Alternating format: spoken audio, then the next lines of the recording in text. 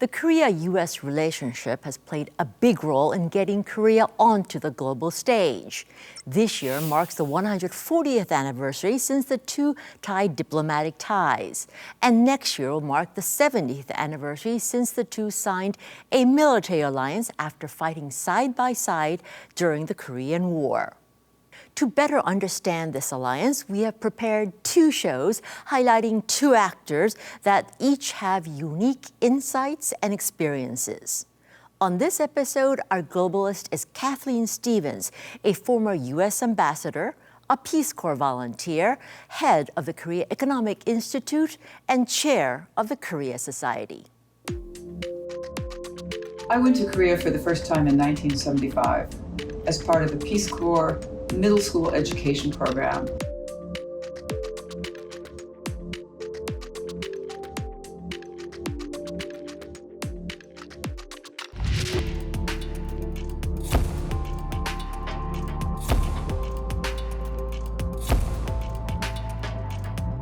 저도 트위터 계정을 만들었습니다.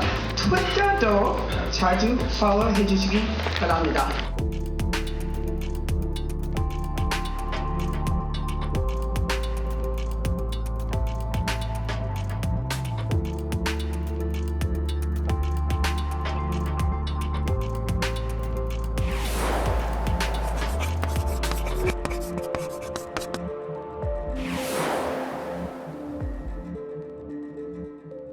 So, welcome, Ambassador Stephens, or Shim Eun-kyung, to the show. That's your Korean name, right? It is. Why Shim Eun-kyung? Who gave you the name Shim Eun-kyung? I was named Shim Eun-kyung in 1975 when I came to Korea for the first time as a Peace Corps volunteer. And all of us in that Peace Corps group, there are about 30 of us, this is almost 50 years ago, we needed Korean names in order to get a bank account. Because we had to get little dojang, little stamps, I forgot, seals, to open. And people didn't sign things. And it was so much easier for Koreans to call us by Korean names rather than try to remember these strange American names. So our Korean language teachers met us and would sometimes give us a surname that at least began with the same sound as our English surnames, and we'd have them. But I never really, obviously used it after I left Korea, but when I was announced as the new Korean ambassador to Korea, more than 30 years later in 2008, the ever-energetic Korean press began to research my past, and they went down to the provincial office, because I worked for school, so I was essentially a Korean school teacher, civil servant, and they found that I had registered, as I was required, my name as Shim Eun-kyung in the registry, and so there was a newspaper headline that said, I think it was Taejeonilbo, who broke the story that the new ambassador is actually Shim Eun-kyung. It all started, as you said, 50 years ago. How old were you when you first was sent as a Peace Corps volunteer to Korea? It was the summer of 1975. So I was young, and I was interested in Asia. It was the year that the U.S. withdrew from Vietnam. I had studied in Hong Kong, and I was interested in learning more about China, but we didn't even have diplomatic relations with China at that point. So it was a combination, I think, of idealism and a desire to just see more of the world, learn more of the world, that kind of compelled me to look for a chance to come to Asia. Yeah, but when they told you that your step into the world would start with Korea and a very, very small southern part, Yesan, which is a very small village in Korea. But traditional Korea of that time, how did they treat a young 21-year-old American from the States? A woman from the States. Well, again, all my Korean friends say to me, and even at that time, I said, "Oh, Chungnam, Yesan, it's so conservative there." It is one of the most very conservative places in Korea. And conservative at that time certainly meant that there were still, I think, in practice, attitudes about very strict gender roles and a hierarchy based very much on age. So, to put it succinctly, as a young female, I wasn't Korean, so I was a little bit outside the mainstream there. It could be kind of an isolated and isolating experience in many ways. Yeah. Fortunately, I worked in a boys' middle school. There were very few women teachers there, but there were like 4 women teachers, and they taught English. So, and they were young. not quite as young as I was, but they were all in their 20s. So we were like this tight little group and kind of supported each other. So yes, it was infuriating at times.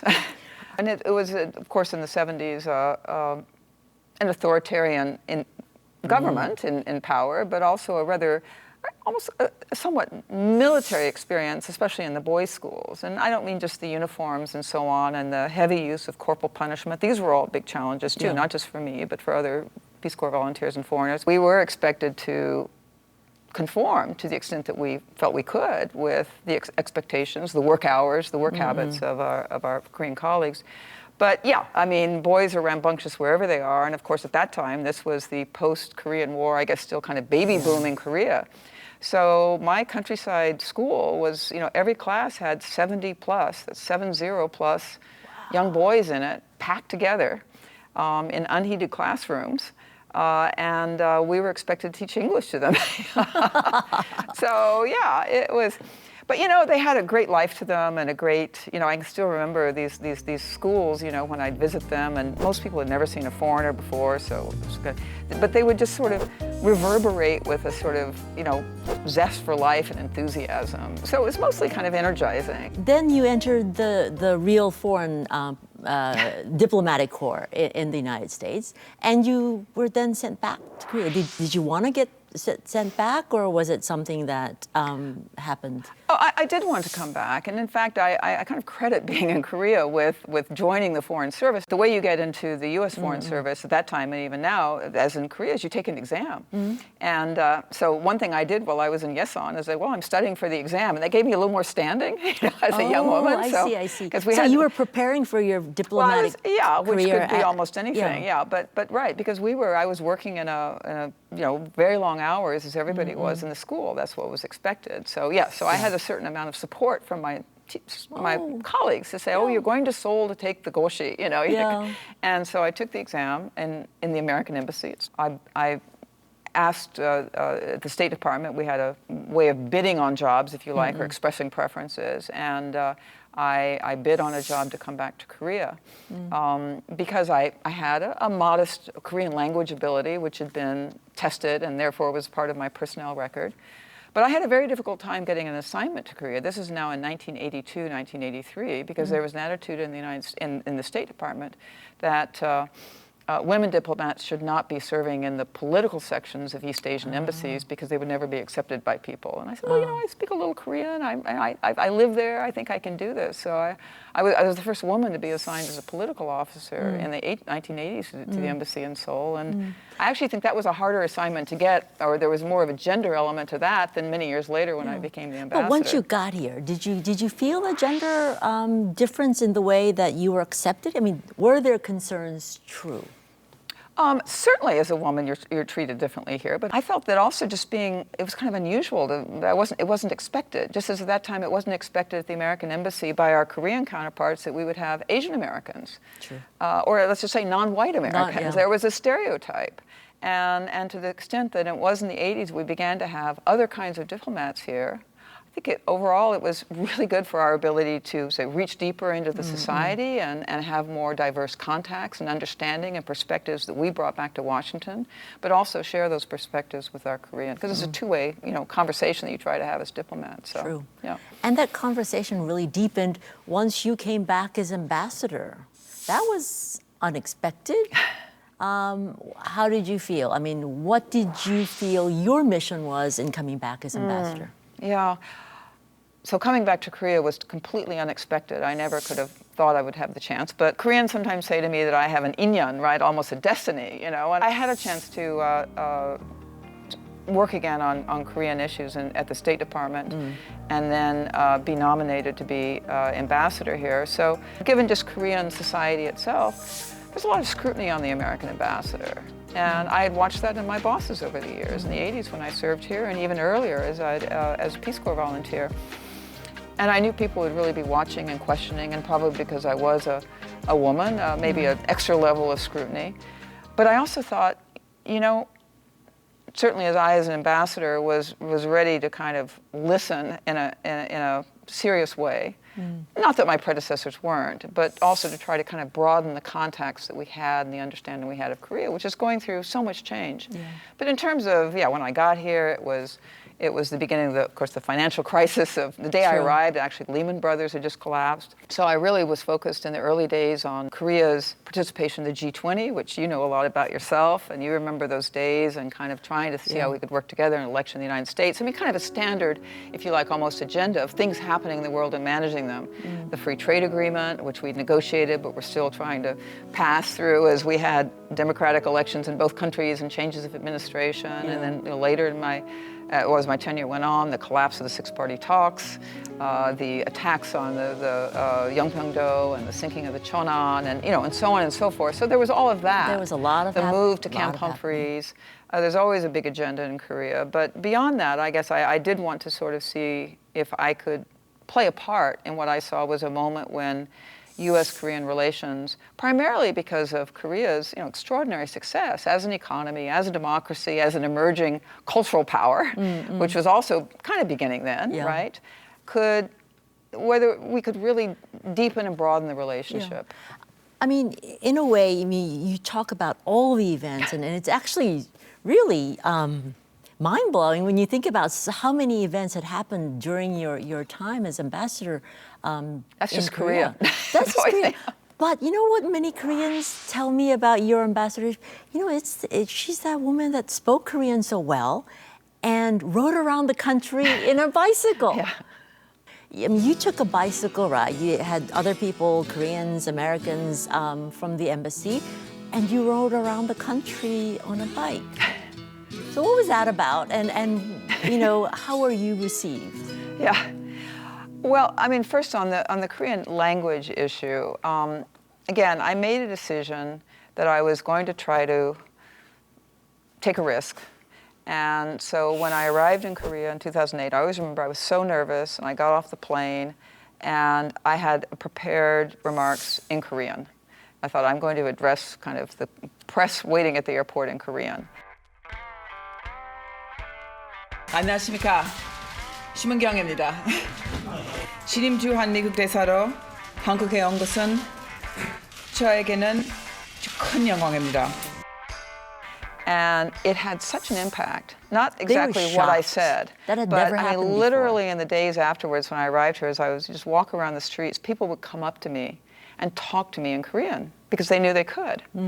And they would say things to me like, "Oh, we know you understand us." Well, I mean, I don't. I mean, I have a lot to learn, but there was an immediate connection. So that I think was very important. It was helpful in just kind of creating that, I think, sense that we could have a conversation. And the biking, I've cycled for a long time, and so I brought my bikes to Korea. And again, I mentioned that because I didn't do this because, I think this would be a good thing to do. But one, I really like to ride bikes. And to me, the lesson is you have to do what you like, because it shows if you're just doing it because you think, this is a nice thing to do. So I was just kind of riding for my own pleasure, but then I realized it was also a great way to develop sort of those groups in Korea that are very hard as a foreigner to develop. People have their alumni groups and their work groups and their family groups and so on.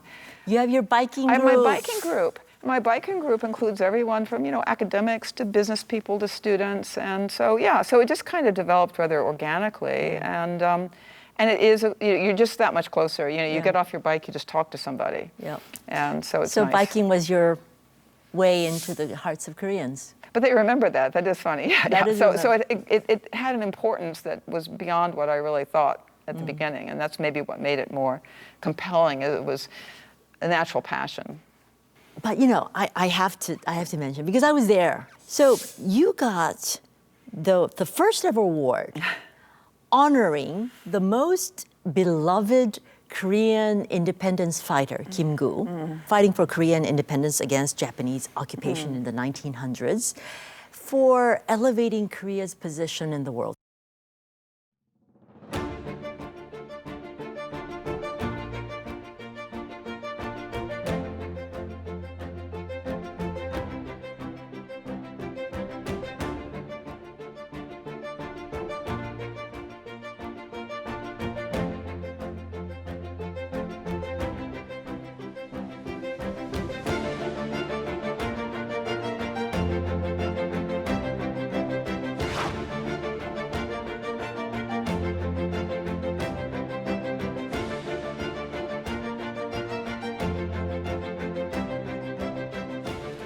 연구소장 사장부분 캐슬린 스티븐스 큰 박수로 축하해주시면 감사하겠습니다.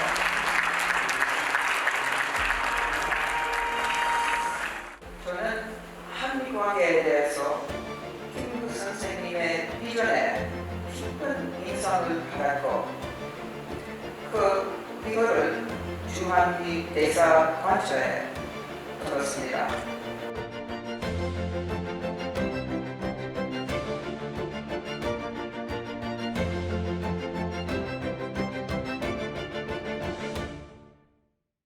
They could have given it to any Korean, any foreigner around the world for the first award, and they gave it to you. So what was that like?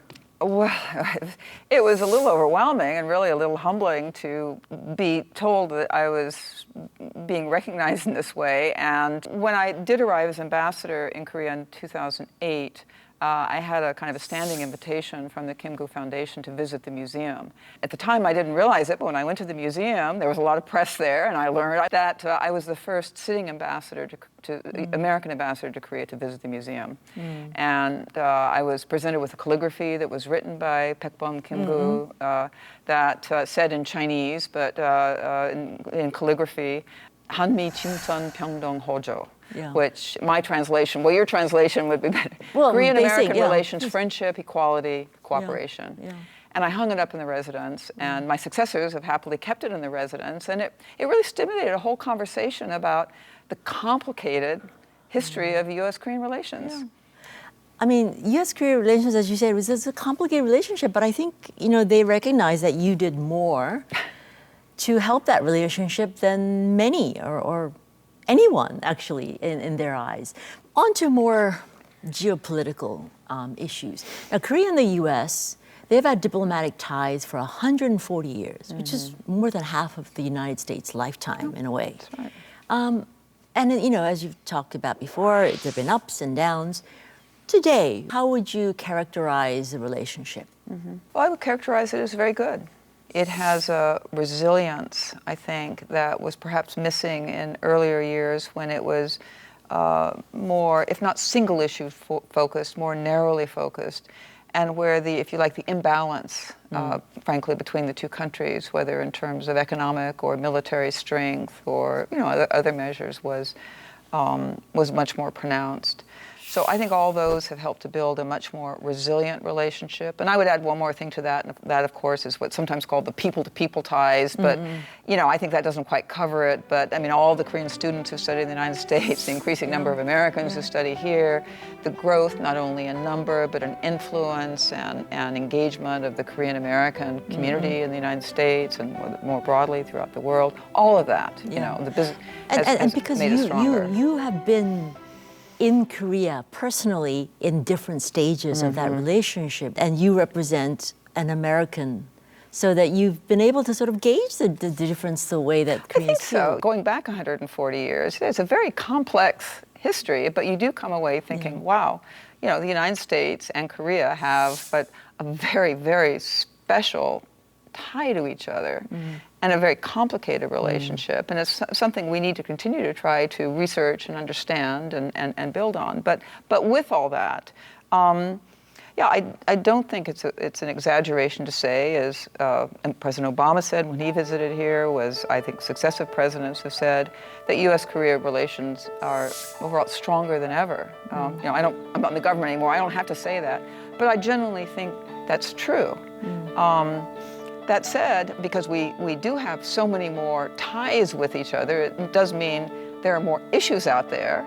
And moreover, we are, in my view, and I think broadly understood, in a time of great transition, even crisis in many ways, in terms of our traditional sense of the architecture of the region. Of course, I'm talking about China's rise and now the war in the Ukraine and the global things that affect us all.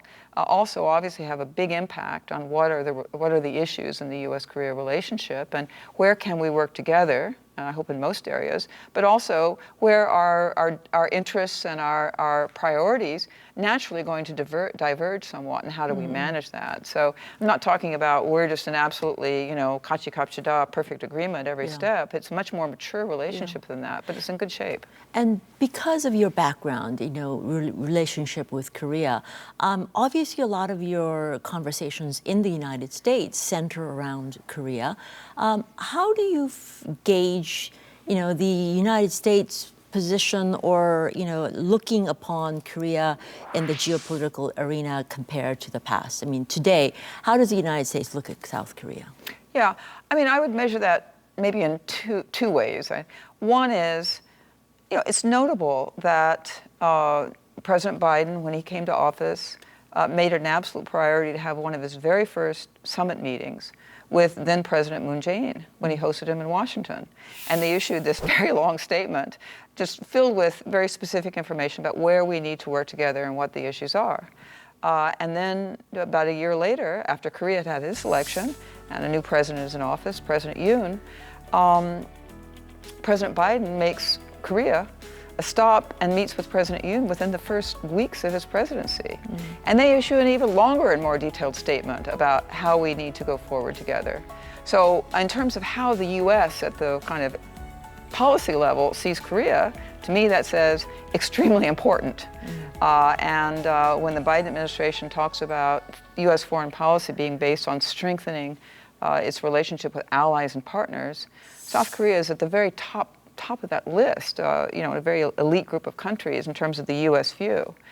And then in terms of just the broader, if you can generalize about a country, any country, but as big and diverse as the United States, the level of awareness of Korea and all of its strengths and dynamism is much more widespread in the United States now than it ever has been. And I think for obvious reasons, we mentioned Korean culture and pop culture and all of that. But we also have this enormous growth of Korean investment throughout the United States. Billions and billions of dollars just pledged in the past few years. And again, that's within the context of geopolitical tensions, which are changing the way we think about our economic relationship. But it does mean that the understanding, I think, of the salience of South Korea, and also admiration for Korea, which is driven a lot by the culture as well as the economics, if you like, and its democracy. And I think in that perspective, your insights into Korea are especially valuable for a lot of American politicians and companies alike. Where do you think that road will lead you next? How do you see yourself in the coming years, short term, long term, in relationship to Korea? Oh, well, I think I'm at a point in my life where I do want to try to think, where can I make some contribution? Where can I encourage and support young people in the United States who really are interested in having careers that maybe either involve Korea or just involve being on the global stage in some way. So there's a sense of, trying to play a mentoring role, trying to the extent that it's relevant, reflect on my experiences. And I do think history and context is very important. And, if I can contribute to that a little bit in terms of my writing or other activities, I'll do that. So my aims are, in a way, fairly modest, but at the same time, we're at a very difficult time in both countries and in the world, right? I mean, whether it's climate change or the proliferation of nuclear weapons, or we could go down the list, or inequality and sustainable economic growth. These are huge issues, and there's always been huge issues, but I do feel that without cooperation together and without the US and Korea playing pretty big roles, we're not going to be able to address these. And so I guess I just want to try to think about with others how we can do that. So there's a lot that lies in the future for US-Korea, and hopefully will involve your help and support. Thank you very much, Shim Eun-kyung, for joining us today. Thank you. And that's it for me. I'll be back next week with another globalist who is helping putting Korea on the map. Sun Jie out.